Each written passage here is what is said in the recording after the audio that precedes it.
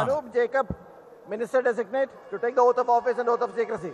Yes, Anoop Jacobിനെയാണ് Kerala കോൺഗ്രസിൽ നിന്ന് തന്നെയുള്ള കേരള കോൺഗ്രസ് ജേക്കബ് വിഭാഗത്തിൽ നിന്നുള്ള നമ്മൾ സൂചിപ്പിച്ചു ഈ മന്ത്രിസഭയിൽ നിരവധി ആളുകൾ കുടുംബ പാരമ്പര്യത്തോടെയാണ് എത്തുന്നത്. ടി.എം. ജേക്കബിന്റെ മകൻ മുൻ മന്ത്രി കൂടിയായിട്ടുള്ള അനൂപ് ജേക്കബ്.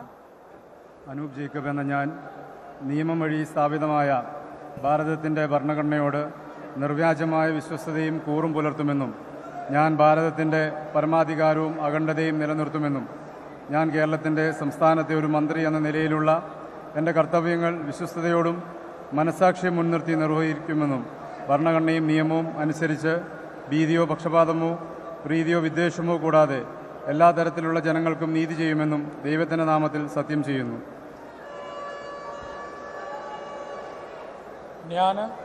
അനൂപ് ജേക്കബ് എന്ന ഞാൻ കേരള സംസ്ഥാനത്തെ ഒരു മന്ത്രി എന്ന നിലയിൽ എൻ്റെ പരിഗണനയിൽ കൊണ്ടുവരുന്നതോ എൻ്റെ അറിവിൽ വരുന്നതോ ആയ ഏതെങ്കിലും വിഷയം അങ്ങനെയുള്ള മന്ത്രി എന്ന നിലയിലുള്ള എൻ്റെ കർത്തവ്യങ്ങളുടെ മുറപ്രകാരമുള്ള നിർവഹണത്തിന് ആവശ്യമാകുന്നൊഴികെ ഞാൻ ഏതെങ്കിലും ആൾക്കോ ആളുകൾക്കോ നേരിട്ടോ നേരിട്ടല്ലാതെയോ അറിയിച്ചു കൊടുക്കുകയോ വെളിപ്പെടുത്തി കൊടുക്കുകയോ ചെയ്യുകയില്ല എന്ന് ദൈവത്തിൻ്റെ നാമത്തിൽ സത്യം ചെയ്യുന്നു.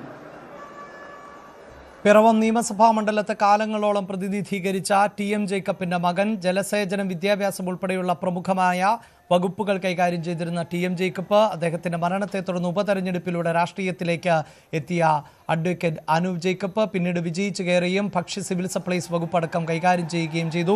ദീർഘകാലം അനൂപ് ജേക്കബും അതോടൊപ്പം തന്നെ ടി.എം. ജേക്കബുമാണ് പിറവം എന്ന നിയമസഭാ മണ്ഡലത്തെ പ്രതിനിധീകരിക്കുന്നത്. അവിടെ ഇടതുപക്ഷത്തിൻ്റെ CPIന്റെ സ്ഥാനാർത്ഥിയായി MJ ജേക്കബ് മത്സരിച്ചപ്പോൾ ഒരിക്കൽ മാത്രം ടി.എം. ജേക്കബിന് തോൽവി പിണയേണ്ടി വന്നു. പിന്നീട് മകൻ അനൂപ് ജേക്കബ് തെരഞ്ഞെടുപ്പ് രാഷ്ട്രീയത്തിലേക്ക് എത്തുമ്പോഴും ഒരിക്കൽ പോലും പരാജയം അറിഞ്ഞിട്ടില്ല. ഒരൊറ്റയാൻ എന്ന് തന്നെ പറയാവുന്ന നിലയിൽ, അതായത് കേരള കോൺഗ്രസ് ജേക്കബ് വിഭാഗത്തിൽ നിന്ന് ഒരേ ഒരു അംഗം മാത്രമേ ഉള്ളൂ, അത് പിറവത്ത് നിന്നുള്ള അനൂപ് ജേക്കബാണ്. ആ അനൂപ് ജേക്കബ് ഇപ്പോൾ വലിയ വിജയം, അതായത് 40,000-ലധികം വോട്ടുകളുടെ ഭൂരിപക്ഷത്തോടെയാണ് നിയമസഭയിലേക്ക് എത്തുന്നത്.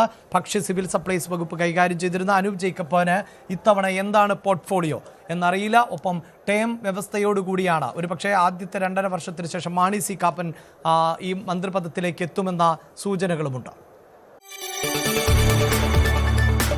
കൂടുതൽ വാർത്തകൾക്ക് News 18 Keralam YouTube channel subscribe ചെയ്യുക.